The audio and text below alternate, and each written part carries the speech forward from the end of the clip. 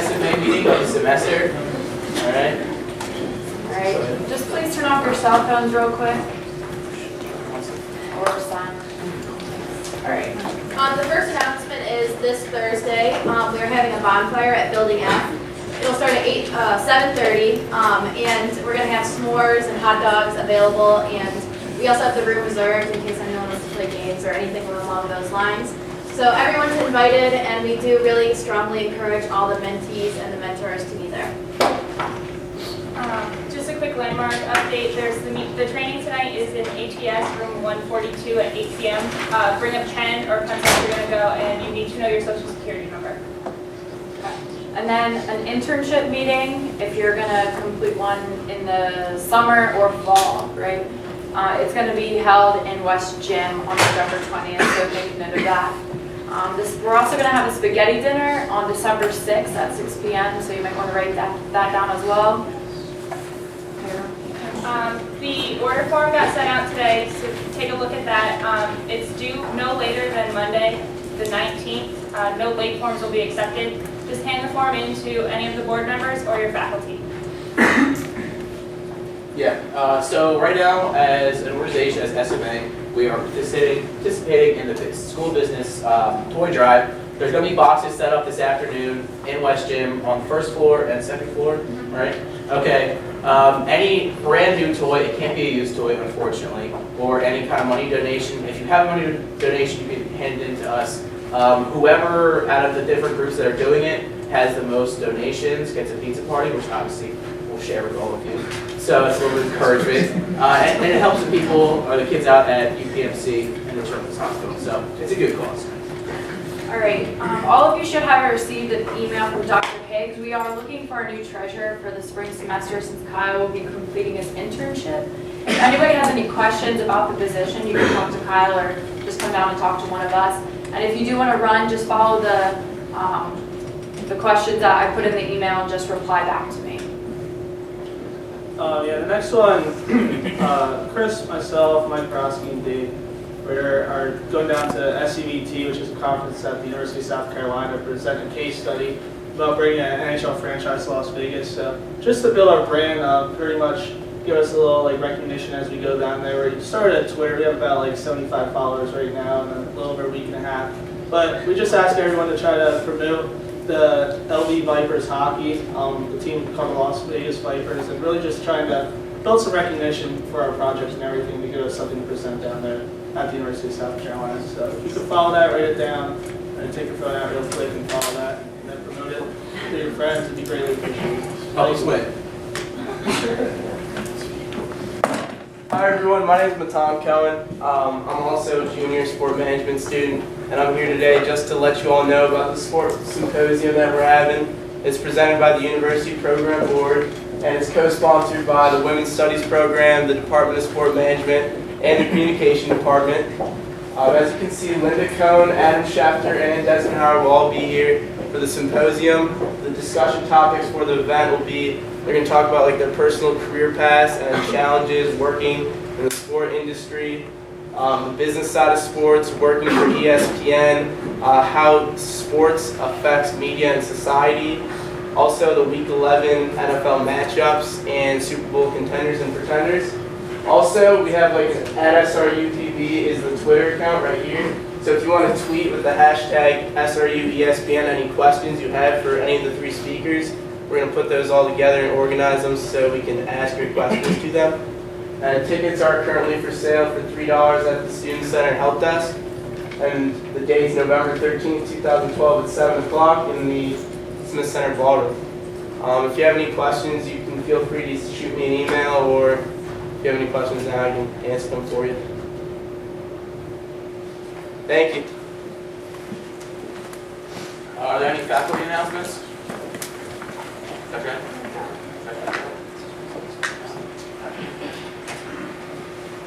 All right, so everyone, please help me in welcoming Mr. Tyrone Brooks, the Director of Player Personnel for the Pittsburgh Pirates.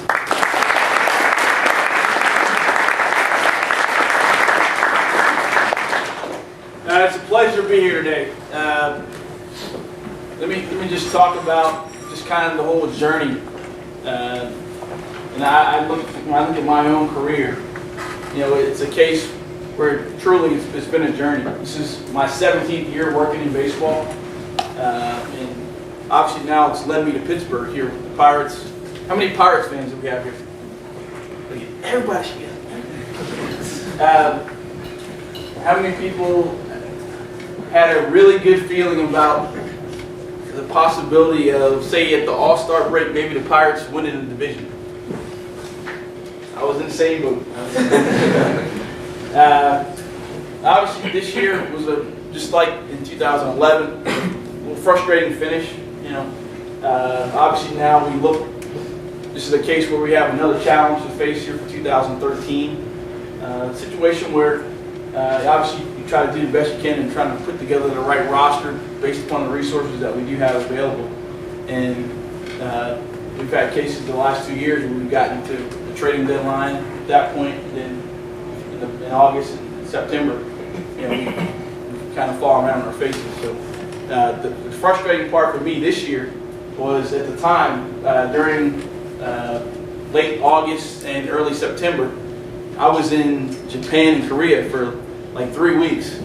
So it was frustrating every morning to watch. I'd turn on the games on the internet at basically 8 a.m. over in Japan or Korea and just watching us lose, and it was kind of setting the tone for my day, basically, unfortunately. But there's still a lot of great things to be excited about with this year.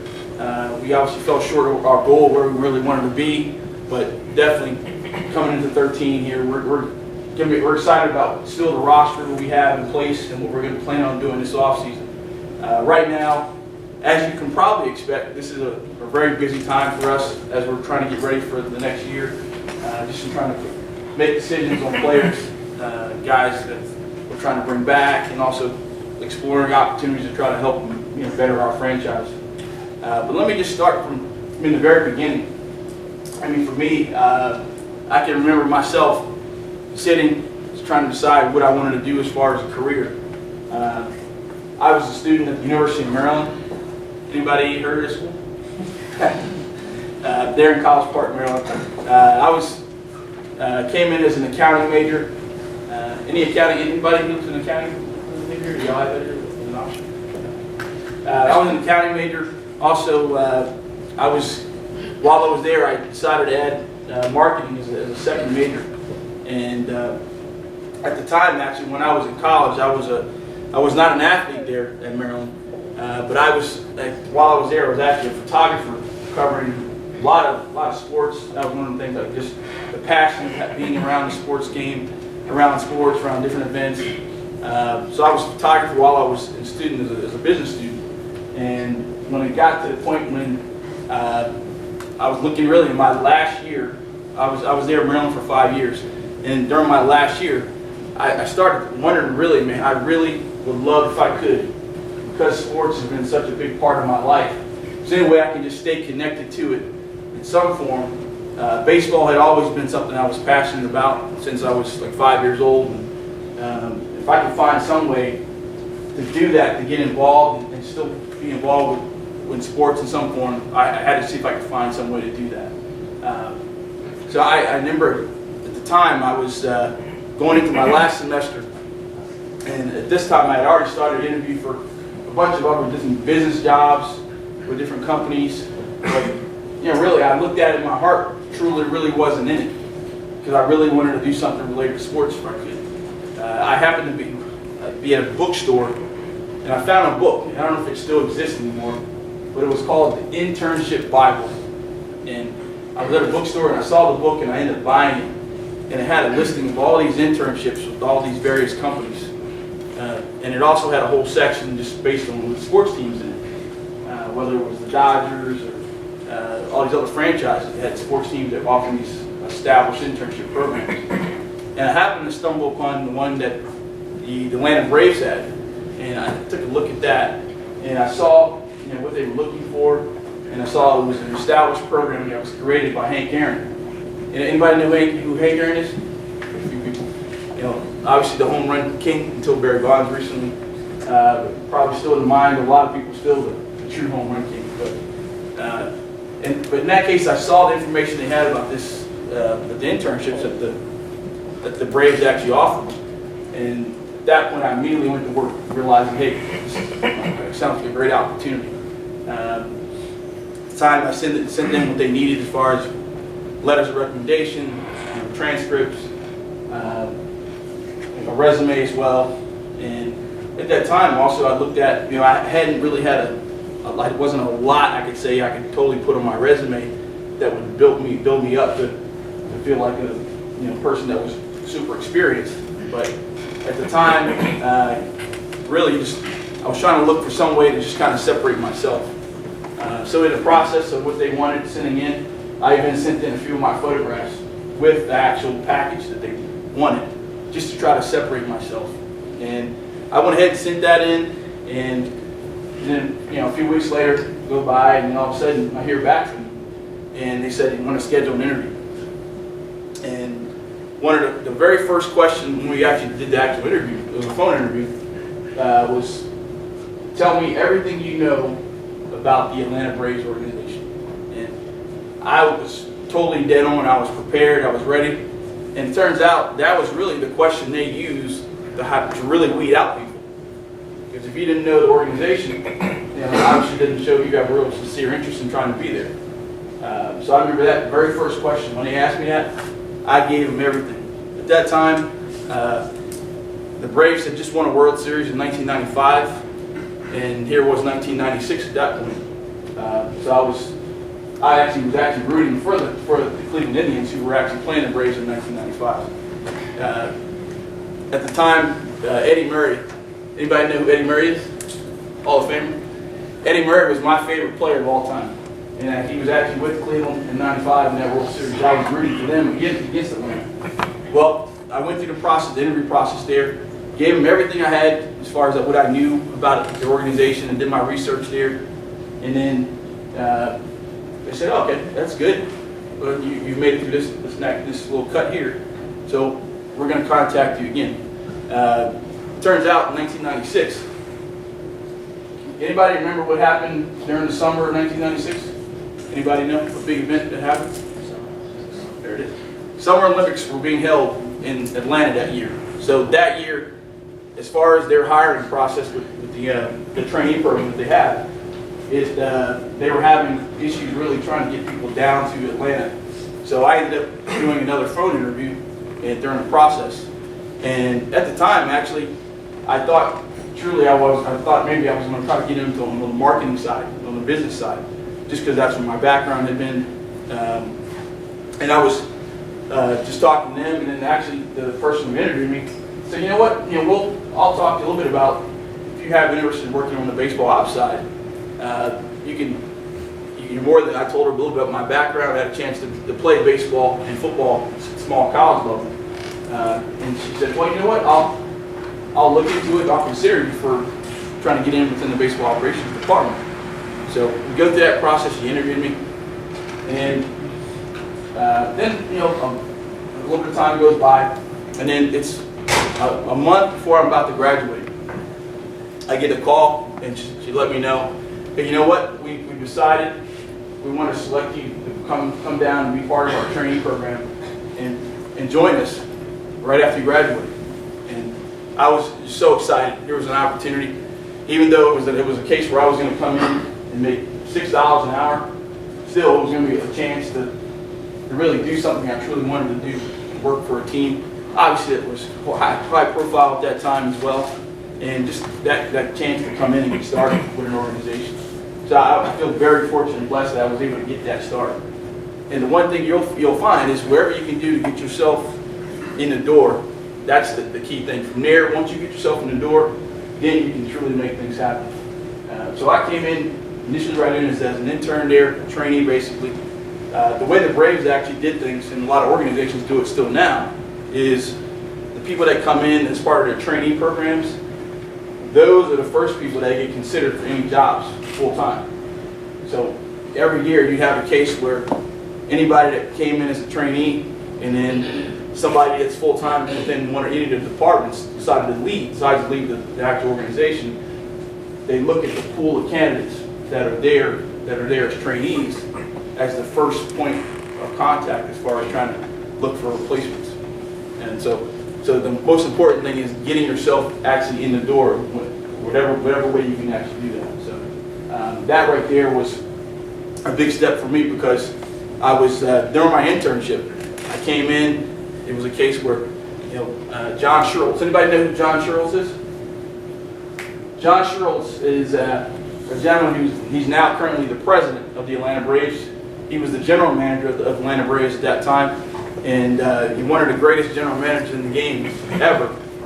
He had a history with the Atlanta Braves, leading them to 14 straight division titles, all under his watch as a general manager. He also won a World Series in both leagues, with Kansas City and with Atlanta. Well, he was a general manager when I first came in there, and just coming in there, just a case just to try to, as a trainee even, just to try to embrace the environment that's there, just coming in trying to learn as much as I could. And it's a case where I remember I was almost a month and a half into the actual internship, enjoying what I was doing. At this point, we're getting into July, and getting where I'm in there, and it's just getting a case where I'm learning, seeing how things are, I'm learning about the people, and also just being very active and trying to do whatever I could to help. And we had one of our staff members actually decide that she was going to take off and leave, and I was very fortunate that at that point the general manager then pulled me aside and said, "Hey, I want to really talk to you about some opportunity." And he came in and he said, "Hey, I've got something for you. I want to see about bringing you aboard full time." And it was a case where that truly was the one big break I needed, was being in the right place at the right time. And he offered me a position there, entry level spot within the department, and that right there is kind of really how I fully got started, within the game itself with that opportunity. And I'll go back one quick step. I remember my very first day when I got down to start my job with Atlanta, and the very first day I just drove down from Maryland, where I grew up, the day before, and I thought I had the whole scenery of the area where the stadium is, and I was staying with my cousin that lived in Atlanta, and that I remember that first day when I'm actually going there. Somehow, I only had to go probably about 5 to 8 miles, I guess, from where I lived at, where I was staying. And for some reason, on that first day going into the office there at the stadium, I got lost, of all things. Somehow I made a wrong turn, and I remember just that feel. It was this feeling where that morning when I was actually lost, and I was like, "Man, where is the stadium? How did I miss the turn? How did I miss the exit?" And I remember almost thinking like, why not just pack it up and just drive back home after I'm going to be late on my very first day on the job. And I remember I said, I got enough courage in myself. I said, you know what? Even though I'm late, I'm going to show up and we'll see how this goes. And I remember when I pulled in and I got into the office and everything, got there and they had me sit in the waiting room until they were coming out to meet me. The funny thing is, another intern came right after me, so I was like, well, I'm not the only one that was late. So. But and the funny thing is, and that person had been working there for a good bit, and we became good friends. But the whole thing was also, once I got started and was hired full time, it was a case of just trying to learn as much as you could, as far as just the environment and the opportunity that was there. Then I was based in Atlanta for the first 2.5 years, kind of doing a little bit of everything within the department, just learning how things operate from the baseball side. Then after that, in 1999, we ended up we went to the World Series that year. Lost to the Yankees in 4 games and got swept. And at that time, I kind of gotten more and more into the scouting side, trying to learn about players and breaking down players and that whole aspect of it. And at that point, the organization decided, hey, it was the right time maybe for me to go out and find players myself. And at that point, I embraced that opportunity. I moved to the Midwest. Anybody from the Midwest at all, like say Kansas City or Missouri, anybody from that far? Or is everybody pretty much local? And then anybody that's here that's from at least 4 hours away from here? Okay. All right. So, but I picked up and moved to Kansas City, Missouri of all places. Became a scout there, and enjoyed that challenge of covering 6 states in that territory. Anybody been to Kansas City? Okay. Yeah, Kansas City is a decent city, actually. I really enjoyed living there. And while I was there, I covered Missouri, Kansas, Iowa, Nebraska, North Dakota, South Dakota. Anybody been to the Dakotas at all? Okay. But I had the opportunity to, really enjoy the Midwest and that opportunity finding players. And at that point, after 3 years doing that and really embracing that aspect of doing that job, Dayton Moore, who's now the general manager in Kansas City with the Royals, he actually was in our office in Atlanta at that time. He asked me to come back to Atlanta in the office, and I went ahead and did that move, going back into the front office to help him with player development and also just really learning more about the game when it comes to contracts and the arbitration process. And at that point, that was just another way to just continue to grow. Then at that point, I was able to enjoy that aspect of it as well. And then, the one thing you're going to find, you're going to have points throughout your whole career where you're going to you might have a certain like fork in the road, trying to decide what path you're really trying to go. And with that, after 11 years with Atlanta, I left to join the Cleveland Indians, and I went over there. How many people went to an Indians game this year? Okay. Yeah, it's not too far away, so it's a great setup over there. Ended up working for them for 3 years as a pro scout, but I was based in San Francisco working for them. Anybody actually lived or been to San Francisco to visit? Great.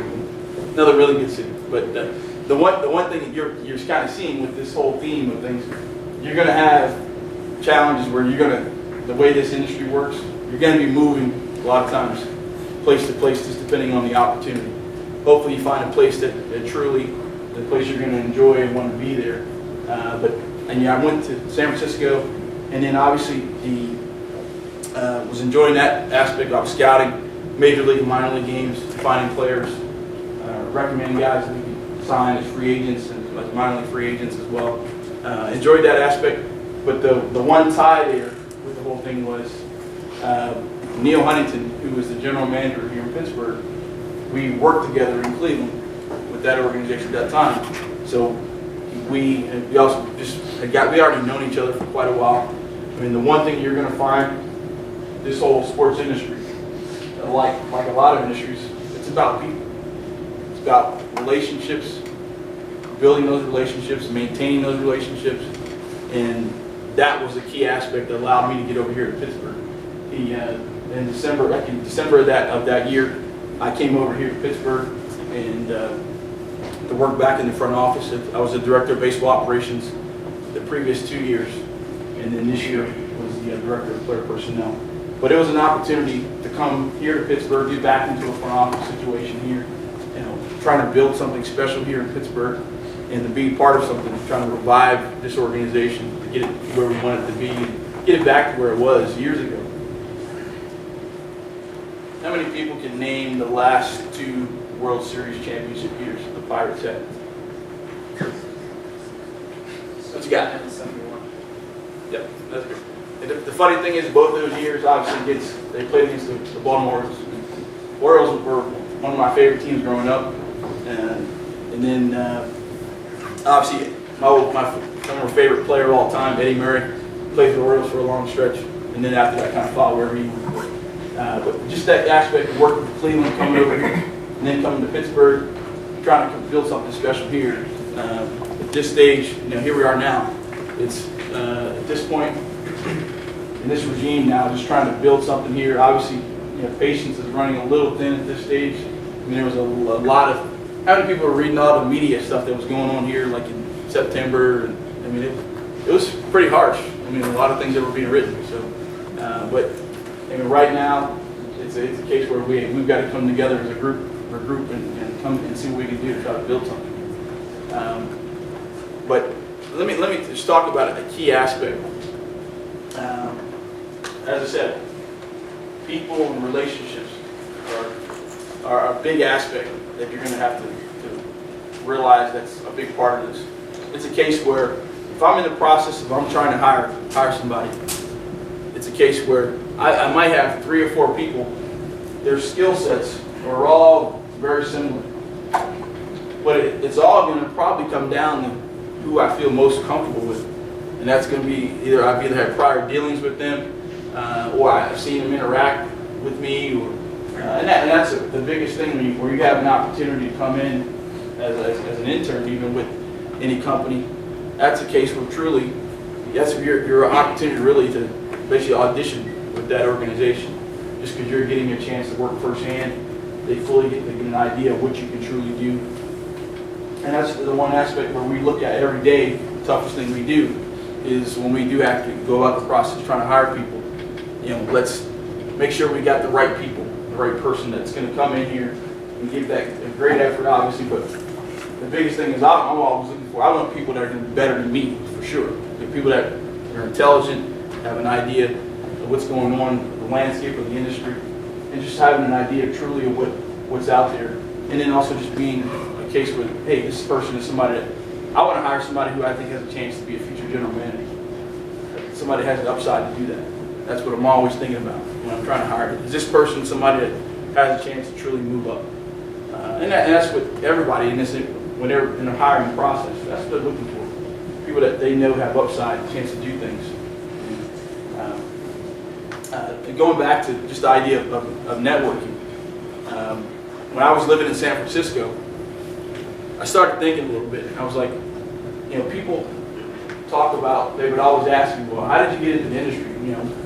What were steps did you take to get you in? And I started thinking about some things really strongly about it, and I was like, it all came down to truly people and relationships. So one night, late August, I was sitting at my desk and I was thinking about some things there. And how many people actually here have an account on LinkedIn? If you don't have an account now, I would strongly recommend you to get one. Just because it's all about networking. There's so many different sports people that work in different areas. If you have a passion for working in sports, there's so many people on there. So what I was thinking, I had actually been on LinkedIn for not a very long stretch at that point in 2009. But then I started noticing there were a lot of different baseball people on there.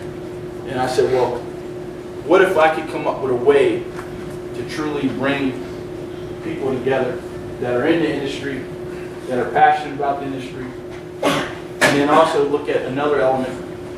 How can I go about reaching back to give to those who are trying to break into the industry as well? Because I realized, hey, I didn't have a lot of roadblocks when I was able to get started. So if there's a way I could create a way for others to come in to help them, I ended up creating a networking group for people that are involved in baseball. And if you're on LinkedIn, check it out. It's called the Baseball Industry Network.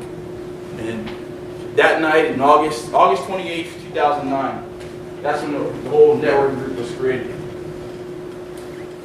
Now, here we are, at this time, this group, which I created, now has over 16,000 members worldwide. So if you're looking to work, especially in baseball, this is the place where you definitely need to get into. But also, if you're actually serious about working in sports in general, I mean, there are so many different sports people that are on there and groups that are on there, and information is going to be out there for you that within LinkedIn itself to use for yourself as far as trying to advance, and also just to meet people. And the whole idea of, as I said, building connections and also just networking with people.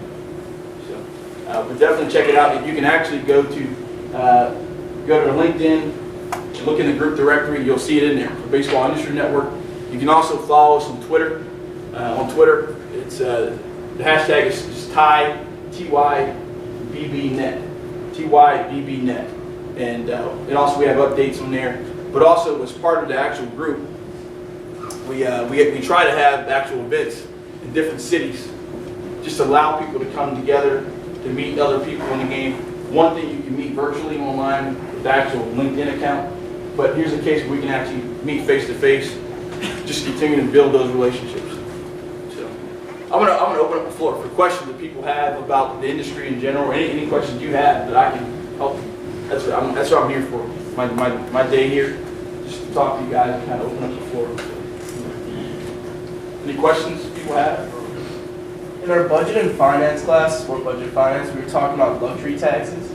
So would you prefer to be the team paying for the luxury tax, like the Yankees, or the team receiving luxury tax, like the Pirates? Well, I'd rather be in a position like the Yankees, where I have basically an advantage over a lot of franchises, just because you look at, when I was with Atlanta, it was a situation there. We were a franchise that at one point we were able to spend the dollars that we needed to, and there weren't too many guys who really couldn't afford. So just to be in that type of position, that right there would be just such a luxury itself, just to be there, compared to now, how we're basically trying to scrape together every year, our club every year, based upon the resources we do have. Obviously, Bob Nutting, who's the owner of our team, he provides the resources we can do, but obviously it all depends on ticket revenues and things like that. That's all a big part of obviously deciding what dollars you do have. So, and also broadcasting dollars, which are local revenues and things like that. So. How much more difficult has it made your department when it comes to the new CPA making rules that limits them not being allowed to spend in travel? That whole change, it's truly affected us tremendously.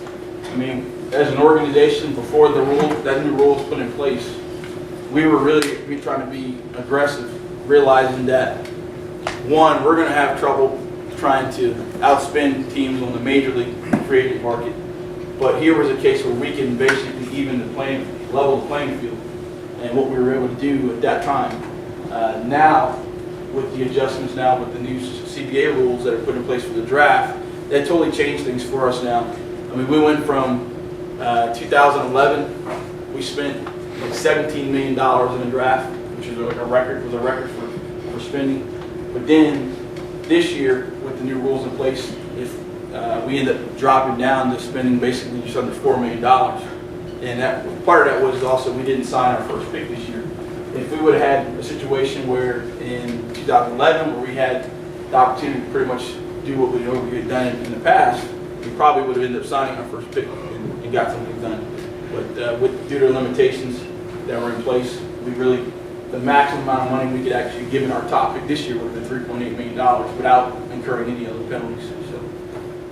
So it's definitely that the new system it's hurt a franchise like us, but also other organizations that really weren't that aggressive in spending money. In many cases, they were actually able to spend more money. Next question. How do you see that the whole draft aspect being different now affecting the organization down the road with more high school players more likely to go to college instead of sign big overslot drafts that they wouldn't have had just for you to go to college now? Yeah, I think now you're seeing a case where with the high school kids that teams are eagerly trying to go after, those kids, as long as they have an idea of the actual landscape financially, those kids are going to try to make every effort to try to see if they can get picked in those first 3 to 4 rounds, because they know after that the dollars drop off considerably. So now the kids truly have to look themselves in the mirror, kind of make sure I have an idea. Hey, this is what the dollars are going to be like. Hey, do you really want to go out and play right now? Because it's at this stage, with the way that everything is set, you need to basically get picked in those early rounds if you're going to have a chance to do anything dollar-wise. So we are losing. We have an opportunity now to truly lose some guys that could end up going off to college, and also guys that were the athletic guy that can play multiple sports, has that type of ability. There's a chance now we could lose that guy as well, because now we can't pay really over slot to the point of what we're trying to do to try to make sure you bring that player in. So it has made things a little more challenging. Everything's set up now. Does the Pirates having a lower payroll affect like players you guys can scout like you guys wouldn't waste time like scouting someone like you Gardner because the same way I mean, it's a case where when we're actually going about scouting those players. I mean, we'll scout them, but it's a case where once we get into a lot of our actual off-season meetings, things like that, we know which the landscape, which guys that, hey, this is not one that's going to be realistic. Let's now make sure we have a good idea which guys kind of fit exactly where we're looking for. And every off-season we're going to have, depending on the dollars, we'll target guys that kind of fit exactly what we're looking for based upon what our needs are. This off, let me ask you guys real quickly. What do you think we need to do this winter? Let me get your opinion. I'm going to let you for the next 5-10 minutes. I'll let you be the general manager for this off season. Listen, tell me what you think we ought to do. Get a catcher. Get a catcher. All right. You're a shortstop that can hit. Shortstop taking hit. Okay. Upgrade the rotation. All right. I mean, I was going to say something similar. I mean, another top of the rotation guy like Juan here would be nice. Let me ask you, what should be our first priority? I think you should push hard for Josh Hamilton. If we go get Josh Hamilton, I'm going to get fired because we're not going to have any money for nothing. We're going to let everybody do it. We have to eliminate the whole marketing side. Get rid of the whole department except for like 2 people. Trade Joe Henry. Trade Joe Henry. Yeah. These are some good ideas I can take back to Neil Huntington. I mean, yeah, definitely this offseason, we've got some challenges ahead of us, and I mean, obviously we'd love to see if we could upgrade the rotation because when it comes down to it, truly pitching and defense are a big aspect of what we need to do in order to really have a chance. What do you? Yeah, definitely on the defensive side. We need to be able to clear guys out. Yeah, I don't know if any of y'all were watching that series when we were playing in Milwaukee.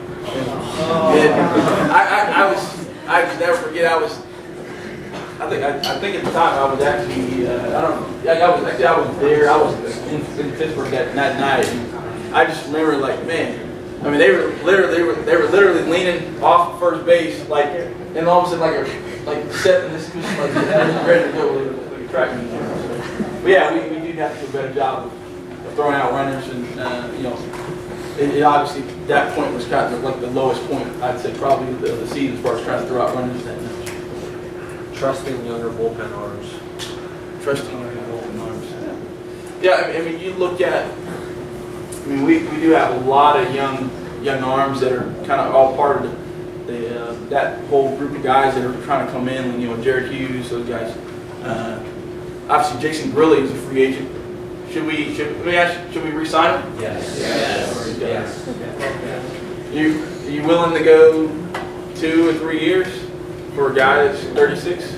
Probably maybe 1 or 2. Yeah, just trying to get some ideas. The GM meeting's actually starting in Palm Beach today.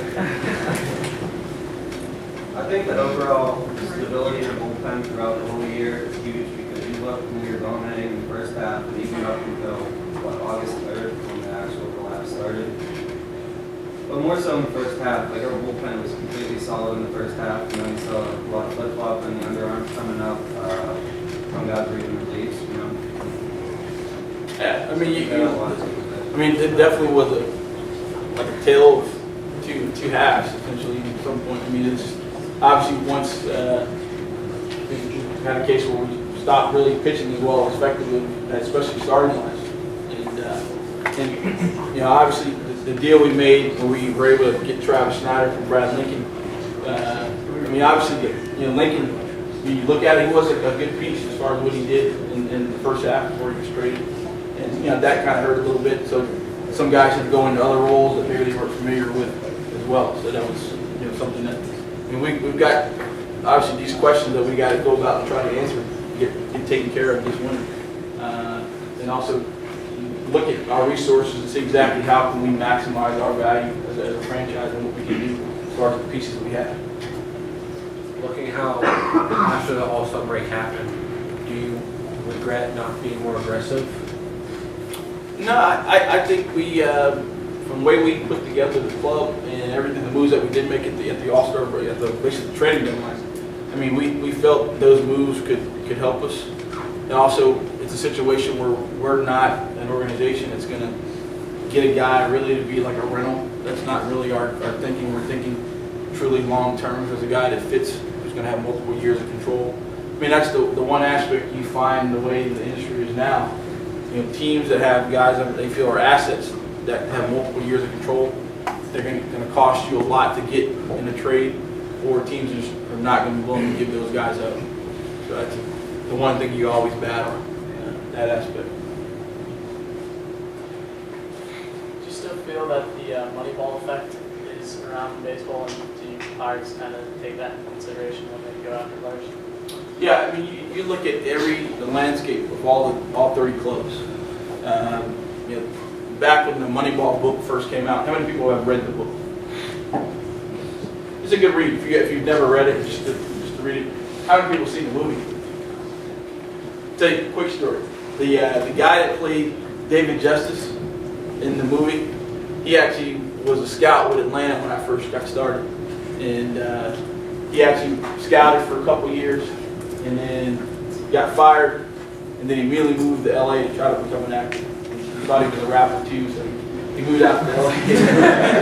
He eventually now is starting to do pretty well for himself, and now we're connected on Facebook, and I'll look, I see him with Halle Berry and photos and all this, and I'm like, and they see him at different award ceremonies and all that. So but every time I go to LA, we still get a chance to hang out. And, I gotta ground him, just put him back in his place where he's at. But definitely, as far as I mean, now you look at almost every club now, and just about every team now has they have at least one or two people, maybe even more than that are all dedicated, just like looking at the sabermetric perspective of the team and the landscape of that environment. So now you see more and more teams, and especially ownership, are more aware of that aspect, and that teams are looking to try to have more of a balance, both scouting and also the analytical side of things.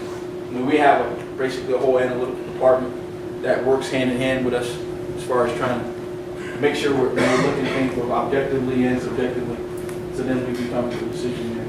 But now I definitely see more and more teams that are following that mold of make sure they're paying attention to everything, the detail. The stuff that now slip a guy by. I mean, you look back, I was thinking David Ortiz just re-signed with Boston.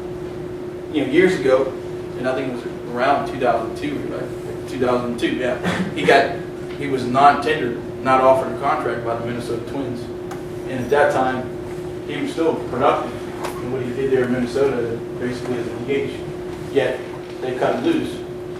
That player now probably would never get actually non-tendered or not offered a contract. So that shows you just how things have changed in that aspect. Do you think it's better to build from minor league system like the Pirates do, or is it better to buy proven players like the bigger teams? It really just depends on really your situation as a franchise and kind of how you are set up in place as far as the revenues and things you're going to have. I like what we're doing as far as trying to build from within. I mean, when I was with Atlanta, that's how that organization was really built. It was from building from within as far as the draft. And a lot of that was prior to those teams that started getting good in 1991. They started throwing money into the draft, and that's kind of how that franchise ended up turning itself around. But it took time. And the one thing, here, obviously we have to be patient to some degree, but I realize patience is running thin at this stage. And now with the streak of being 20 years now, I'm not having to win a year. But definitely, it all depends really on your market, kind of where you're at and how you can do things. But I think it's just the industry itself, now, you need to have guys that are homegrown because they're so much cheaper for you as a franchise to have that.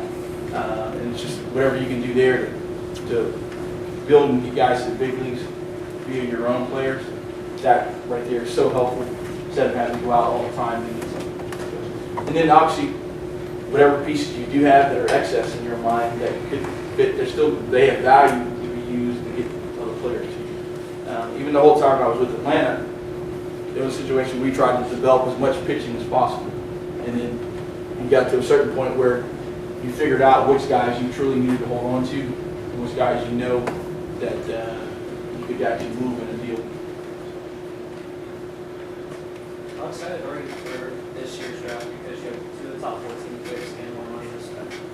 What are my thoughts on? Yeah, what are your thoughts on this year's class because you have 2 of the top 14 picks and probably more money to spend this year? I mean, it's a case where one. I mean, it wasn't a great feeling not signing our first pick last year, but it's a case where hey, we'll just need to maximize what we can with these 2 picks and do the best we can. Our scouts and our staff have already been, they've been out this whole entire summer scouring things, seeing players. So, we feel like we're going to get 2 quality players at those spots. So. Do you expect to see Garrett Cole or even Jameson time for that matter? Think to make it famous next year? Well, obviously Cole is a little closer. He's going to go into AAA this year, so right there he's knocking on the door at this stage. And with the way things now work in the industry, the guy that gets to AA in Tyrone's case, you never know. A guy can make a push quickly, but obviously they're both going to get their feet wet there at both those levels at this stage. Could you explain kind of the difference in philosophy between like the Pirates with their young players and like another team, say the Baltimore Orioles, in which like Dylan Bundy and Manny Machado have both come to the majors before the picks that we took that year, which is why the philosophies there touching your players? Yeah, we've typically just tried to make sure guys are ready at every level, and it's tough when we speak fully on how the Orioles want to do things. But obviously they've been aggressive pushing certain guys like they have there with Machado and Bundy. And it's just each club has their own individual philosophy. It's just tough for me to fully elaborate on what they're doing.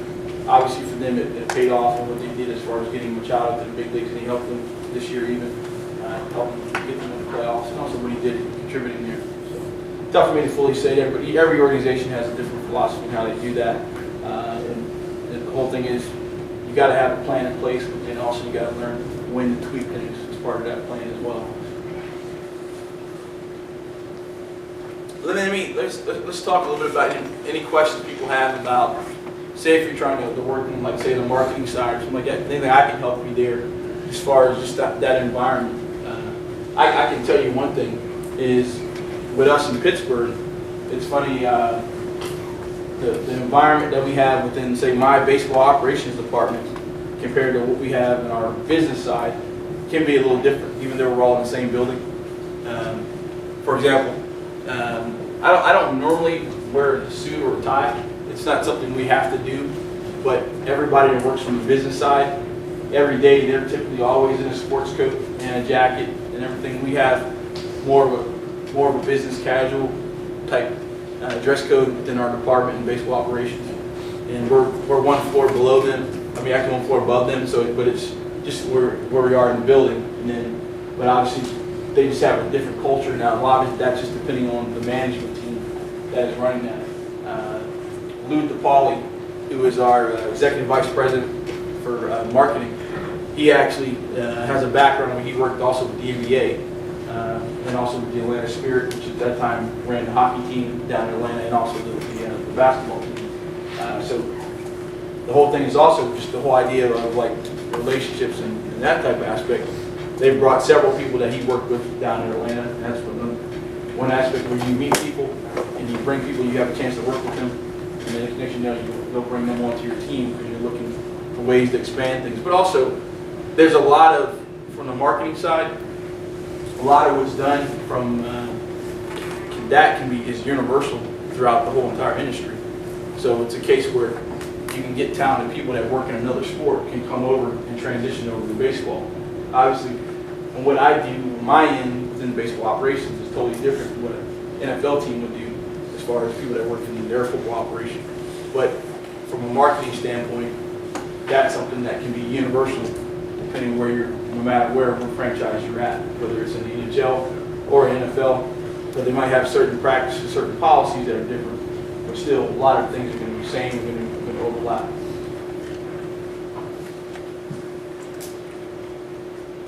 Any people here like interested in internships with the Pirates? What questions can I help you with? Are there any available in the department over the summer? Yeah, I mean, the way our, pretty much year round, is always going to be opportunities available. One thing to always check, if you check the Pirates website, we have a whole link there that will lead you to looking at careers with the Pirates. That's one aspect. I mean, one thing I would try to take advantage as much as you can is the whole idea of informational interviews. If you can talk to people that are right there on the cusp of everything, they're on the ground, they're working with the team. Any chance you get an opportunity to fully meet with people that work there, and also there's a good amount of Slippery Rock alums that are there as well. Take advantage of that network that's there. Utilize that, because obviously they trust the people that come out of school. They themselves have been hired there, and obviously they've gone about helping each other. And obviously there's a case where they're probably going to, you never know, they might look to reach back to help somebody else coming out of here. So take advantage of that. Every year as part of the baseball industry network, I actually try to do an event in Pittsburgh at the ballpark there, and I bring people from all different departments there together, just so I can have, if people have questions, want to talk to somebody from the business side, somebody who's dealing with something in community relations or some other area, just to make sure that people can have an opportunity to talk and address those questions they might have related to that particular area. So, I mean, the one great thing is, there's a good amount of people throughout the whole industry and then within the whole team and organization. So everybody has their own role and their own place to try to help make the franchise, one, provide, hopefully they'll put a winning product on the field, but also try to provide a great experience for the fans. So just from the baseball ops side, with us, as far as what we try to do from a hiring standpoint, every year we bring in typically 3 to 4 interns every year. And for us, and that might be a relatively large number compared to some other organizations. And that's just within the department itself. We also have, at each of our minor league affiliates, we also hire people that are involved in doing video work to help our minor league system. That's not counting them, the number I gave you. So at each one of our affiliates, we have somebody there that's helping in that aspect too. And that's just a great way just to kind of get yourself in the door. And also we have several that are our guys that are our video coordinator. He hires at least 3 to 4 guys every year to come in to help. And a lot of times it's a case where they're all full time as far as the time they're spending doing that. The one thing you're going to find with baseball itself is, with the way the year works compared to the academic calendar, is most jobs become available basically late in the fall, going into basically winter in January. And that's where if somebody graduates in December, they have an opportunity at that point to come right into a position at that point. If you graduate in May, the challenge you deal with there is a lot of times just a case where you might have to have a little bit of a lull until you're able to get yourself in the door sometimes, unless you're able to get yourself an opportunity. So it's something to keep in mind. How many people have heard about the baseball winter meetings? That right there, it's coming up in December. It's this year it's December 2nd through the 6th. I mean, it's the one place where you got basically the whole baseball world all in one spot. Everybody comes together there in all different areas. But it's the one area where people, especially those that are trying to break into the industry, it's just a good place to come as far as networking. Also, there's a chance to interview for jobs right on the spot there. Minor League Baseball, which puts together the baseball winter meetings, they have a whole big job fair that they do down there. But also every major league team that's looking for people, especially interns and all that, and staff, we're down there. We're also interviewing and screening people at the same time. So it's a great place if you ever get an opportunity to go down. I know it's a tough part because a lot of times it's during the time you're right around finals.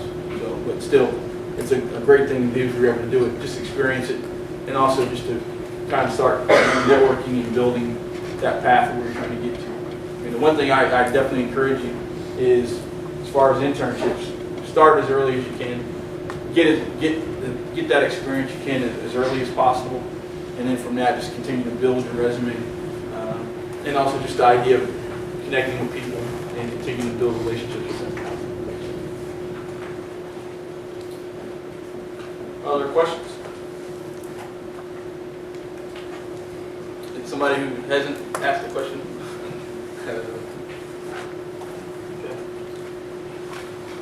Hey, thank you for allowing me to come here. As I said, please continue to follow the Pirates organization. Please, we need your backing as always. But also continue to follow, as I said, those that are interested as far as in this industry itself. Please check out the Baseball Industry Network on LinkedIn with over 16,000 members on there. Just a great avenue, as a way to try to get yourself in the door here. So, but good luck to all of you, and I wish you all the very best. Okay?